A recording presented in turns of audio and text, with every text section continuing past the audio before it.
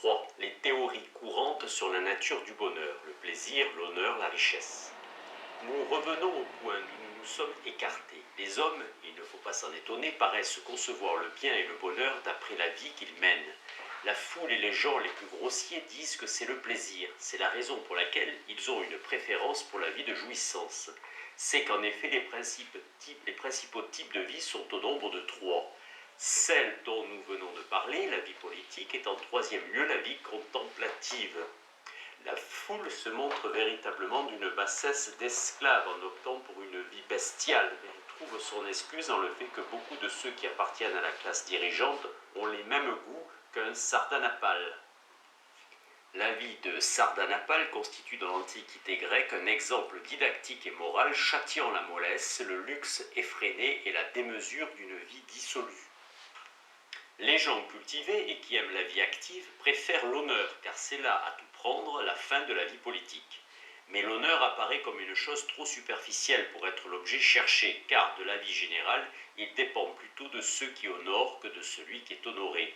Or, nous savons d'instinct que le bien est quelque chose de personnel à chacun et qu'on peut difficilement nous ravir. En outre, il semble bien que l'on poursuit l'honneur en vue seulement de se persuader de son propre mérite. En tout cas, on cherche à être honoré par les hommes sensés et auprès de ceux dont on est connu, et on veut l'être pour son excellence. Il est clair dans ces conditions que tout au moins aux yeux de ceux qui agissent, ainsi la vertu l'emporte sur l'honneur. Peut-être pourrait-on aussi supposer que c'est la vertu plutôt que l'honneur qui est la fin de la vie politique. Mais la vertu apparaît bien elle aussi insuffisante, car il peut se faire, semble-t-il, que possédant la vertu, on passe sa vie entière à dormir ou à ne rien faire, ou même bien plus, à supporter les plus grands maux et les pires infortunes. Or, nul ne saurait déclarer heureux l'homme vivant ainsi, à moins de vouloir maintenir à tout prix une thèse. Mais sur ce sujet, en voilà assez, il a été suffisamment traité, même dans les discussions courantes. Le troisième genre de vie, c'est la vie contemplative, dont nous entreprendrons l'examen par la suite. Quant à la vie de l'homme d'affaires, c'est une vie de contrainte, et la richesse n'est évidemment pas le bien que nous cherchons. C'est seulement une chose utile, un moyen en vue d'une autre chose. Aussi vaudrait-il mieux, encore mieux, prendre pour fin celles dont nous avons parlé précédemment, puisqu'elles sont aimées pour elles-mêmes. Mais il est manifeste que ce ne sont pas non plus ces fins-là, en dépit de nombreux arguments qu'on a répandus en leur faveur. 4. Critique de la théorie platonicienne de l'idée du bien. Laissons tout cela, il vaut mieux sans doute faire porter notre examen sur le bien pris en général. L'idée du bien, le bien en soi, on sait la place que tient l'idée du bien dans la hiérarchie des idées platoniciennes. C'est le bien qui donne aux essences intelligibles non seulement l'intelligibilité, mais encore l'existence et l'être. Il est ainsi à l'origine du monde transcendant et par suite du monde sensible tout entier. Et instituer une discussion sur ce qu'on entend par là, bien qu'une recherche de ce genre soit rendue difficile du fait que ce sont des amis qui ont introduit la doctrine des idées. Mais on admettra peut-être qu'il est préférable, et c'est aussi pour nous une obligation, si nous voulons du moins sauvegarder la vérité, de sacrifier même nos sentiments personnels, surtout quand on est philosophe.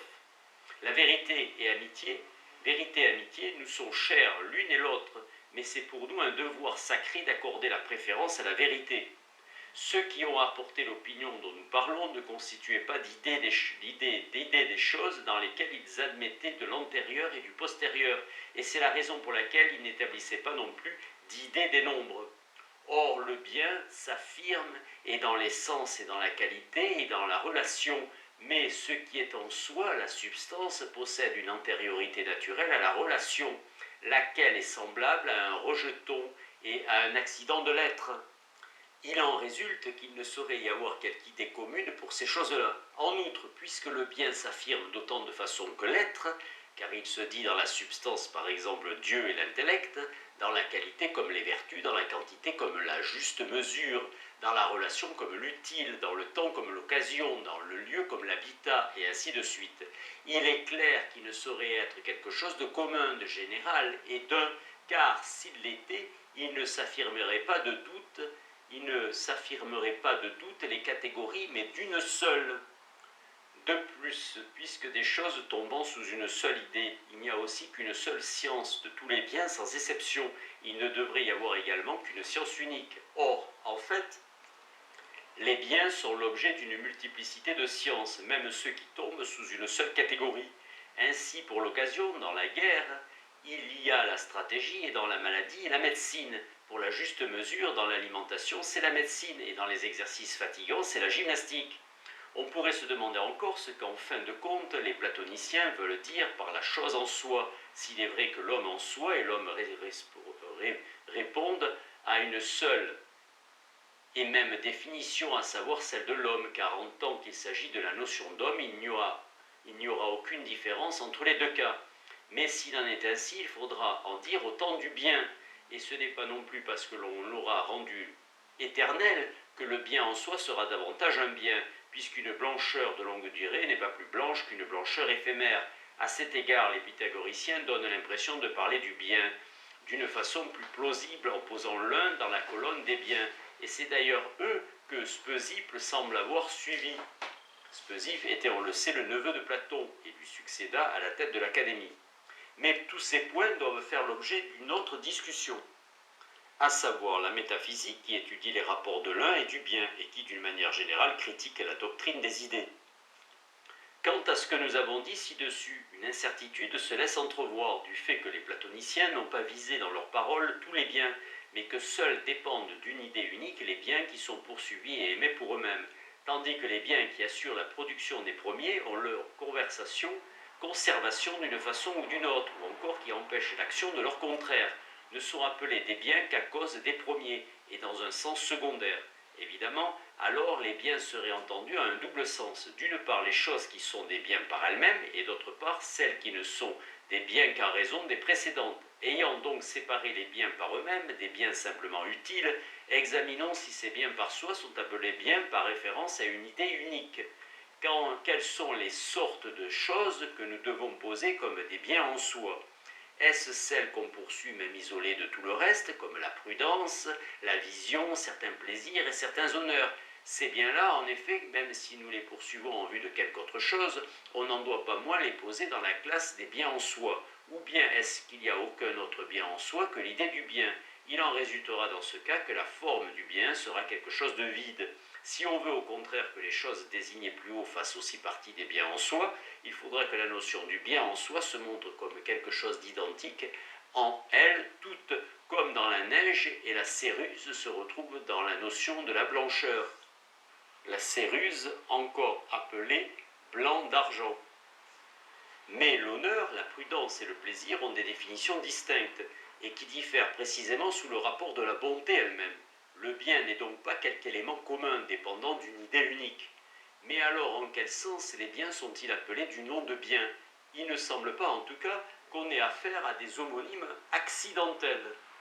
L'homonymie provient-elle alors de ce que tous les biens dérivent d'un seul bien, ou de ce qu'ils concourent tous à un seul bien? Ne s'agirait-il pas plutôt d'une unité d'analogie? Ainsi, ce que la vue est au corps, l'intellect l'est à l'âme, et de même pour d'autres analogies. Mais sans doute sont cela des questions à laisser de côté pour le moment, car leur examen détaillé serait plus approprié à une autre branche de la philosophie. Même raison d'écarter ce qui a rapport à l'idée, en admettant même en effet qu'il y ait un seul bien comme prédicat commun à tous les biens, ou possédant l'existence séparée et par soi. Il est évident qu'il ne serait ni praticable ni accessible à l'homme, alors que le bien que nous cherchons présentement, c'est quelque chose qui soit à notre portée. Peut-être pourrait-on croire qu'il est tout de même préférable de connaître le bien en soi en vue de ces biens qui sont pour nous accessibles et réalisables. Ayant ainsi comme un modèle sous les yeux, nous connaîtrons plus aisément, dira-t-on, les biens qui sont à notre portée, et si nous les connaissons, nous les atteindrons.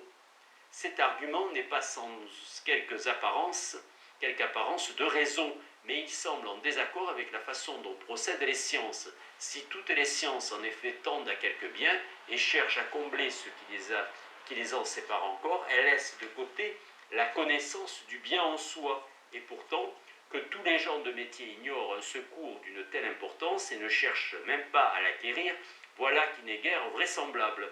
On se demande aussi quel avantage un tisserand ou un charpentier retirera pour son art de la connaissance de ce bien en soi, ou comment sera meilleur médecin ou meilleur général celui qui aura contemplé l'idée en elle-même. Il est manifeste que ce n'est pas de cette façon-là que le médecin observe la santé, mais c'est la santé de l'être humain qu'il observe, ou même plutôt sans doute la santé de tel homme déterminé, car c'est l'individu qui fait l'objet de ses soins. 5. Nature du bien, fin parfaite qui se suffit à elle-même. Tous ces points ont été suffisamment traités. Revenons encore une fois sur le bien qui fait l'objet de nos recherches et demandons-nous ce qu'enfin il peut être. Le bien, en effet, nous apparaît comme une chose dans telle action ou tel art, et comme une autre chose dans telle autre action ou tel autre art. Il est autre en médecine qu'il n'est en stratégie, et ainsi de suite pour le reste des arts. Quel est donc le bien dans chacun de ces cas? N'est-ce pas la fin en vue de quoi tout le reste est effectué? C'est en médecine la santé, en stratégie la victoire, dans l'art de bâtir. Une maison, dans un autre art, c'est une autre chose. Mais dans toute action, dans tout choix, le bien, c'est la fin, car c'est en vue de cette fin qu'on accomplit toujours le reste. Par conséquent, s'il y a quelque chose qui soit fin de tous nos actes, c'est cette chose-là qui sera le bien réalisable. Et s'il y a plusieurs choses, ce seront ces choses-là. Voilà donc que par un cours différent, l'argument aboutit au même résultat qu'auparavant. Mais ce que nous disons là, nous devons tenter de le rendre encore plus clair.